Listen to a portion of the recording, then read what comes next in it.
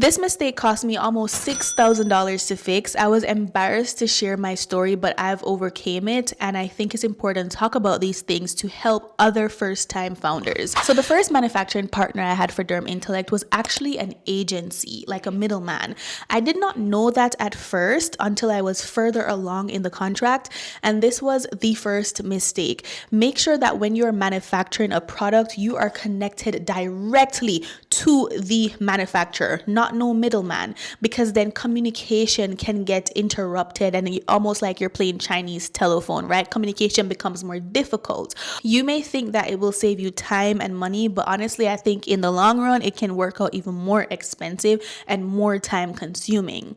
Anyways, the manufacturer or the agency that I was working with, they help with everything like branding, positioning, content creation, everything, right? So I thought, oh, great, this is a one-stop shop. And as a new time founder, as a first time founder, I don't have to worry about these other little things. Thanks be to God.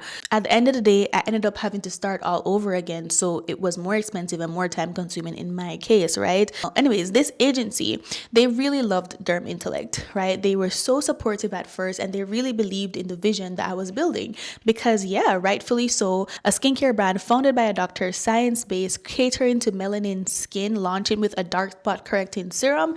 Yeah, I think I want to be a part of that journey. When a manufacturer's client wins, the manufacturer also wins because, hey, I'm producing my products with you. That's business for you, right? So they were really helpful. They were really kind. They really were interested in Derm Intellect. And the relationship was actually pretty good at first. So as time progressed, I now needed to start pitching to investors. That was a part of the plan, right? That I was going to pitch to investors, get this money, and Derm Intellect is going to be off the ground, girl. So I made myself a little pitch deck and that was before Gamma. That was before I started using AI in my everyday life. So the pitch deck was very basic. The information was there, but it was very basic. I thought it was like, I did a good job, but looking back now, it wasn't that great. So I got the pitch deck and I presented it to the two ladies and also to my business partner at the time.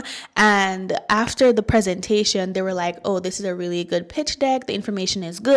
However, it doesn't look that good. It's not aesthetically pleasing. It doesn't look that professional. I'll help you fix it up. That's what she said to me. So I was like, okay, cool. Is there going to be a price? Like, how much is it going to be?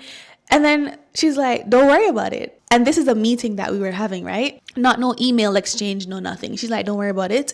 And I asked again in the meeting. I think I asked like 2 or 3 times just to make sure that, hey, this is going to incur another cost on me. And the times I asked, she was like, don't worry about it. So in my mind, I was like, oh, this is a complimentary service. Like it's just fixing the pitch. I'm not asking you to do no additional research, no nothing, like just fix the pitch deck, right? So they fixed the pitch deck. They sent it back to me and it looked perfect. It looked professional, Photoshop, AI, all of these things. They used it and it was really good. And I was like, whoa, okay, yes, this looks so professional. Thank you so much. Let me go out and pitch and get this money, right? That was my whole intention.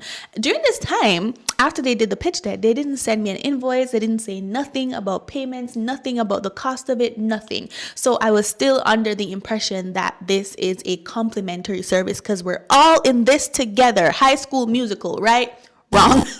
And they were with us until we started to have some tension in our relationships, particularly between my ex-business partner and the manufacturer. There was like arguments, things were said, like strong opinions. I was also in the mix of it, like trying to mediate, but I also had a part to play in it. One time I got so frustrated, I was just like, guys, I don't remember what I said, but I definitely raised my voice in one of the meetings. That's not my mojo at all.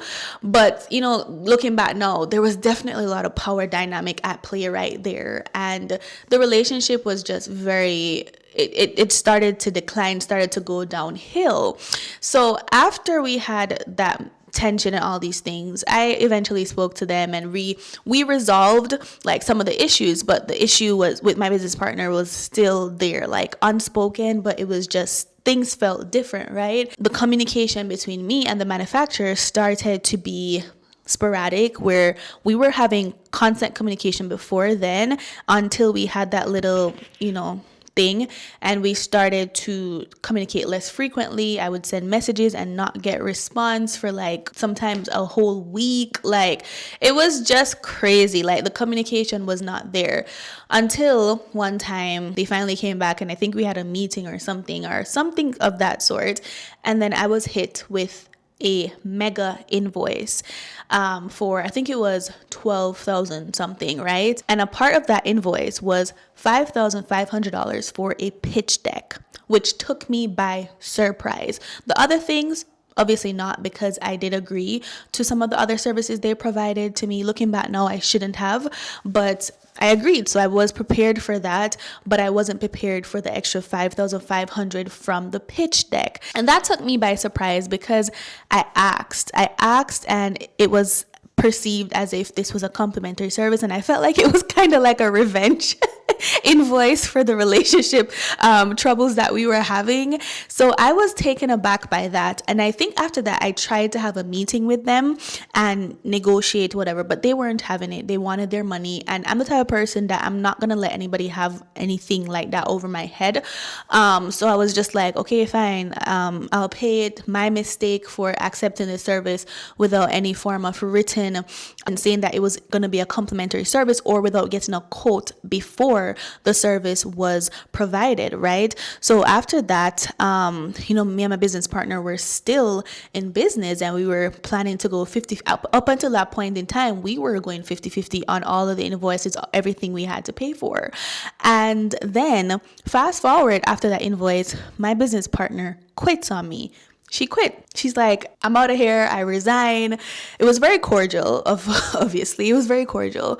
But now I was left with a 12,000 invoice to pay all by myself. And at that point in time, I felt like I was just down flat. Manufacturer partnership did not work out. My business partner quit. I have this mega invoice I have to clear, and I still don't have a product. That was the part that pissed me off the most, that made me feel so discouraged. And this was towards the end of 2024. So all the time from 2023 that I spent developing products, flying to South Korea, spending money. I've invested over $50,000 in this business. Like, I felt so like all my hard work was like I was lost. I didn't have a product. I didn't have a business partner. I didn't have a manufacturer. What the hell do I have at this point in time? And I remember just like crying and praying and, just not knowing what God was actually doing in my life in that moment. So I eventually paid off the invoice by myself and ended that partnership. I think they were the ones who ended the partnership, or I don't remember who ended it, but it ended towards the end of 2024 or the beginning of 2025. I don't remember which one, but it definitely ended before 2025 thereabout. I lost so much money with that agency because the first time that we had to work together, I think there was like a $13,000 invoice for brand positioning development, brand book development, all these things. The development of the brand was like easily $13K. And then trip to South Korea, right? And they did take very good care of me when I went to South Korea, but that was an additional cost as well. All the invoice that I had to pay for additional services like social media, video, all these things. Looking back now, I shouldn't have gotten their services, but the only reason I got them was because I thought they were the one. I thought they could have developed the product for me, and I thought that with all the manpower that they have, this brand was going to launch in a really good way, because it could have. But the reason why I ended up having to leave either way was because I didn't get the percentages for the formula until so late down the line. Like, I couldn't even get a hint of what was going on. And then when I got the percentages, I realized that it wasn't the percentages that I gave to them and told them to develop the products with it. They were doing their own thing. And I don't know if it was a miscommunication. I don't know what was happening. But when I finally got the percentages, I was like, this is not what I want. It felt like we were 10 steps behind because we spent all these months developing a formula that I thought was something that I was getting at the same percentages, and they came and they gave me something completely different. And this happened at least 2 to 3 times where I got a different formula than what I wanted. And I started to think that, hey, maybe it's me. Maybe I cannot develop this product the way in which I want to. I now know that's not true, because my now manufacturers developed the product for me at the right percentages after the second try. So it wasn't me, right? It was just a lot of back and forth. And now looking back, I can definitely say that if you're a first-time founder, you need to have confidence in yourself. You need to trust yourself that you have the ability to bring your idea from ideation to execution. You do not need an agency to hold your hand and walk through brand positioning and create a brand book and all of it. You don't need all of those things. You really don't. If you have the money and the luxury to, sure, go ahead. But a lot of times we don't even have the money. We don't have the luxury because we're bootstrapping, right? And it's just that we lack the confidence in ourselves because we don't want to fail. So we try to go the safest route so we don't fail. But I will say to you that sometimes when you go the safest route not to fail, it end up being more costly and more time consuming in the long run, because that is what happened to me. I could have launched this brand in 2024 if I had just not gone with them in the first place, if I had taken the time to look for a good manufacturer and do some deep research. But you definitely want to take some time to find the right manufacturers, right? And I've been through a lot on this journey. I've been through so much, rejection, just feeling a bunch of things. I also found out that my ex-business partner is now doing the same thing in skincare in a different way, but in something very similar. And I feel like, oh my gosh, you left me to do the same thing that I'm trying to do. When I shared my vision with you, when I brought you on, I shared my ideas and all of these things, and now you're doing something, it's doing the same thing I've been through a lot on this journey. And I know that God, I have no ill feelings. By the way, let me say, I have no ill feelings to anybody at all. I just believe it worked out exactly how it was supposed to work out. But it definitely has been a painful journey. So when somebody sees you taking so long to get to your start, because launching the business is not the finish line, it is a start. Sometimes it takes so long to get to the start. They don't understand the troubles and the hurdles that you had to overcome to even get to the start of the race, not even the finish line, right? And that's what I've been through. So it's like, this journey has taught me that you do not accept any service from anyone until you have gotten a quote, until you have gotten it in writing that it is complimentary. And this does not help the fact that I find it hard to ask for help. I find it so difficult to ask for help because of things like this, where I think you're helping me from the goodness of my heart, and then you hit me with something else, right? And it's just like, it's a struggle. It's something I'm working on, because as a solo founder, I need to ask for help. I don't have a bunch of finances and all these things. And there comes a time where you're going to have to ask for financial help. And it's hard for me because of experiences like this that I've had, where I lay everything out and you hit me with like a surprise invoice where I share my plans. You quit on me and then you go start something in the same category. Like, bro, what? But I know that God is working everything out for me. And now I have a manufacturer that I love so far. Now, they've been so good to me, but I haven't paid anything to them. They didn't charge me for any samples. This ex-manufacturer was charging me for samples, and I felt like I couldn't get enough. I felt like I had to cut it off at a certain amount, because it was like, okay, 3 samples is enough, 4 samples. I think the first 2 they didn't charge me or something like that, or the first one they didn't charge me, but then I started to pay for samples, and I think we did probably like 3 to 4 rounds of samples for the first manufacturer. But this manufacturer that I'm with right now, I think we did 3 rounds of samples, if I'm not mistaken, and I did not pay for anything. The only thing I've paid for is the 50% for them to actually start producing the products, which is happening this week. So all in all, entrepreneurship is an accelerated PhD program, okay? Because especially when you're doing this by yourself, no investment, first time founder, like nobody in your family is an entrepreneur who has built and scaled a business like that, you are going to take some knocks, you're going to take some L's.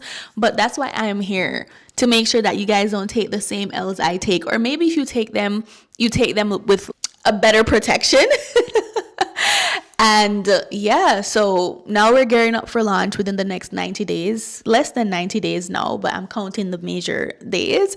And I'm just excited to see what God does. I still have stuff to pay for, I still have things to do, but I'm trusting God, knowing that He hasn't brought me this far to leave me. He hasn't brought me this far to just leave me out in the cold. This is the moment of truth. This is the moment where Derm Intellect takes off and where we start to make an impact in the skincare industry, which I'm so excited for. If you're struggling with hyperpigmentation, dark spots, if you're into holistic, wellness and all these things, make sure to subscribe to our email list down below so you can be one of the first persons to have early access to the product and get exclusive discounts when we launch. Let me know if you guys want a more detailed video about choosing the right manufacturers, and I'll be so happy to do that for you guys. Make sure you follow me on all socials at Dr. Natasha Henry and follow Derm Intellect as well, Derm Intellect. But until then, thank you so much for joining me. I love you, and I'll see you in my next video. Bye.